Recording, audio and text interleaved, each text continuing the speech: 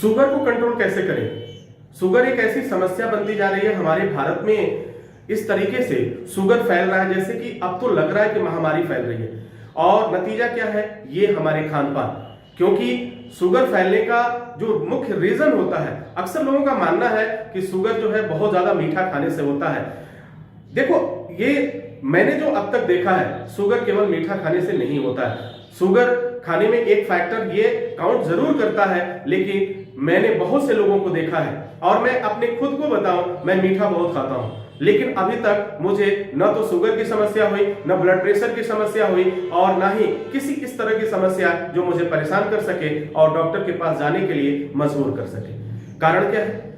हर एक चीज, अब शुगर होने के कारण को समझते हैं और फिर शुगर जब हुआ तो आपकी लाइफ से टेस्ट चला जाएगा। शुगर अगर हो गया, शुगर की गिरफ्त में आप आ गए, शुगर की अगर एरिया में आप पहुंच गए, तो समझ लो कि यह लाइफ जो है ना, ये लाइफ जो है, मैं क्या कहूं, बेकार हो जाती है। यह लाइफ अपने आप में एक बोझ लगना शुरू हो जाती है, क्योंकि हमें चावल नहीं खाना, हमें आलू नहीं खाना है, हमें तेल नहीं खाना है, हमें मीठा नहीं खाना है, हमें स्ट्रीट फूड नहीं खाना है, हमें तला भुना नहीं खाना है, हमें समोसे नहीं खाने, हमें गोलगप्पे नहीं खाने। ये तमाम चीजों पे पाबंदियां लग जाती हैं और सोचो हम रोज अपने मन को मार करके और फिर क्या, इस चाह में कि चलो क्या करना है, एक शुगर की गोली लेते, दवा लेते, और फिर कुछ लोगों का तो इस लेवल पे है कि उन्हें इंसुलिन लेने की जरूरत पड़ती है।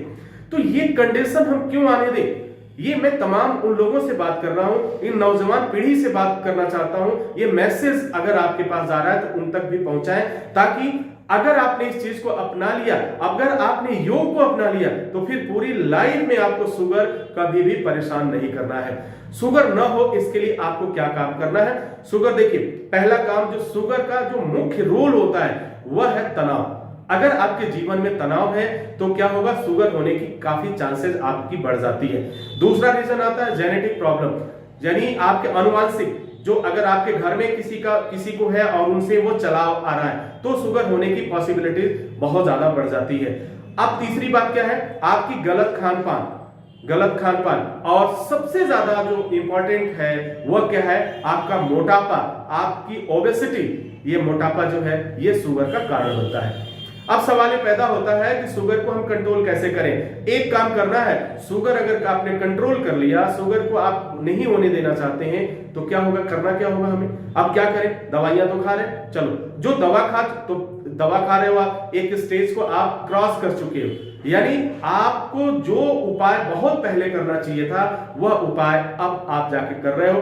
बहरहाल दवा खाने के साथ साथ अगर आप इसे अपनाते हैं तो वह क्या होगा? लेवल मेंटेन रहेगा, और अगर कंटिन्यू आपने किया तो धीरे धीरे ये चीजें और भी बेहतर होती जाएंगी।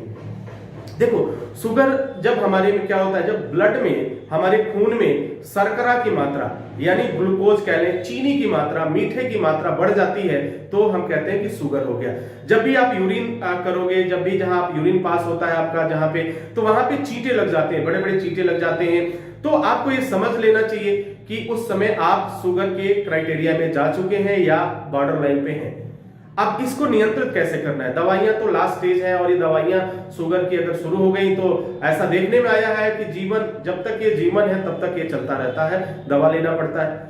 अब हमें क्या करना है? शुगर की इस स्टेज को लाना ही नहीं है, और लाना नहीं है। हमने जो रिसर्च किया उस रिसर्च के आधार पे मैं बता रहा हूं, उस आधार पे बता रहा हूं कि ये शुगर को आप इस लेवल में मेंटेन कर दोगे कि फिर पूरी लाइफ आपको कोई टेंशन नहीं रहेगा, कोई प्रॉब्लम नहीं होगा। करना क्या है? सबसे पहला काम करना है, एक काम जो मैं हमेशा कहता हूं, सूर्योदय से पहले उठ जाना है। क्या करना है? सूर्योदय से पहले उठ जाना है। देखो, जब सूर्योदय के समय हम उठते हैं तो इसके कई बेनिफिट हैं। उस समय सूर्योदय से कुछ ऐसी positive energy, positive raise, positive किरणें, सकारात्मक ऊर्जा जो आती हैं वह हमारे बॉडी को मिलता है, और जब हम योग करते हैं उस समय वह चीजें बहुत अधिक मात्रा में हमारे बॉडी को क्या मिलता है? प्राप्त हो जाता है, जो हमारे लिए काफी लाभदायक होता है। तो सुबह सुबह उठना है, सूर्योदय के पहले उठ जाना है, आपको फ्रेश होना है। फ्रेश होने के बाद आदत डालो गर्म पानी, गुनगुना पानी, गर्म पानी नहीं, गर्म का मतलब कहीं खौलाते हुए पानी आप न लेने लगना। गर्म पानी क्या लेना है? गर्म पानी नहीं लेना है, गुनगुना पानी। यानी ऐसा पानी जिसे आराम से पी सके और घुट घुट करके पीना है। क्या करना है? घुट, यानी एक सिप लिया, सिप समझ रहे होगे आप, एक सिप लिया, एक सिप के बाद से फिर दोबारा से 2 से 3 मिनट के अंदर इस पानी को पीना है। पानी पीने के बाद आपको क्या करना है? आपको नंगे पांव, चप्पल नहीं होगा, जूता नहीं होगा, और आपको घास पे चलना है। घास पे, ग्रीन घास जो होती है ना, अगर अवेलेबल है तो वहां पे चलो। अगर ग्रीन घास अवेलेबल नहीं है तो आपको क्या करना है? आपको एक थाली में पानी रखना है या एक ऐसे बर्तन में पानी रखो और उसमें अपने पैर को डुबा दो। ठीक है, पैर को डुबा दो, 1 मिनट तक पैर को डूबा रहना छोड़ दो, और वो क्या होगा? ठंडा पानी होगा, गर्म पानी नहीं होगा। क्या होगा? ठंडा पानी होगा। ठीक है, जाड़े का समय है, थोड़ा सा गुनगुना आप कर सकते हो, जैसा पीने के लिए लेते हो। लेकिन अगर गर्मी का दिन है तो आप ठंडा उसे रखेंगे। गीले पैर को पोंछना नहीं है, गीले पैर आपको बाहर निकलना है, और बाहर निकलने के फर्श पे ही, जो फर्श है आपका, टेरिस हो या आपका रूम हो, बेडरूम है, उसमें आप टहलिए। कितना देर टहलना है? आपको कम से कम आधे घंटे तक वॉक करना है। क्या करना है? वॉक करना है, कोई भी दूसरा एक्सरसाइज नहीं करना है, वॉक करना है।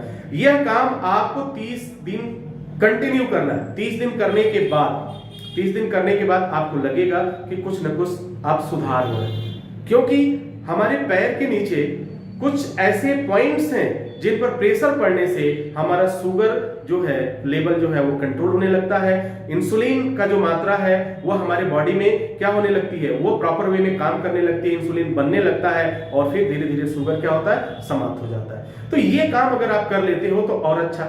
अगर आप चाहते हो कि इसको हम इसके साथ कुछ और करें कि ताकि हमें तेजी से कवर कर पाए शुगर को, तब आपको क्या करना है उसे जानो।